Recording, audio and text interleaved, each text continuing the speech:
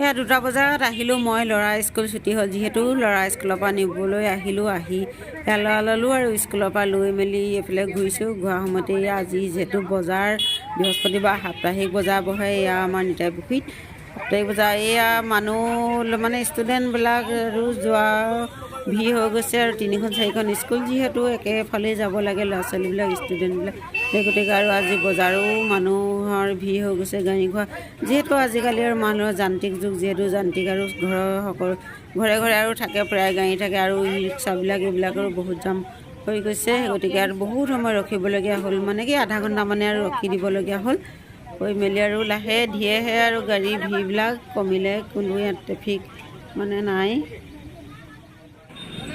আৰু এইফালে দেখিছে এতিয়া এই ভাইটিজনে আৰু এইবিলাক ট্ৰেফিকৰ মানে কাম কৰা নিচিনা কৰিছে আৰু যিহেতু গাড়ী ভিৰ হৈছে।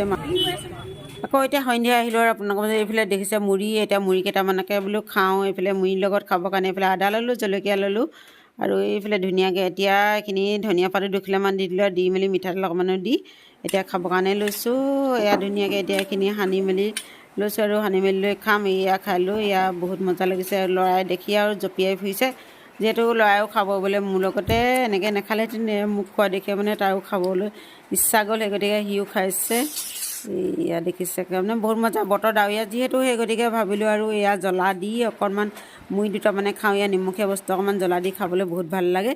এতিয়া আৰু গধূলি সাঁজ খাবৰ কাৰণে এইফালে আনিলোঁ মাংস অকণমান। এতিয়া মাংসকণ ল'ম আৰু ঠিক ঠাক কৰি এইফালে ধুনীয়াকৈ আৰু ধুই মেলি ল'ম, লৈ মেলি এইখিনি বইল কৰি ল'ম। আৰু এইফালে বইল কৰিবৰ কাৰণে এইফালে কেৰাহীতে আৰু জুইতে পানী দি ল'লোঁ। পানী দি এতিয়া এয়া দি দিলোঁ মাংসখিনি।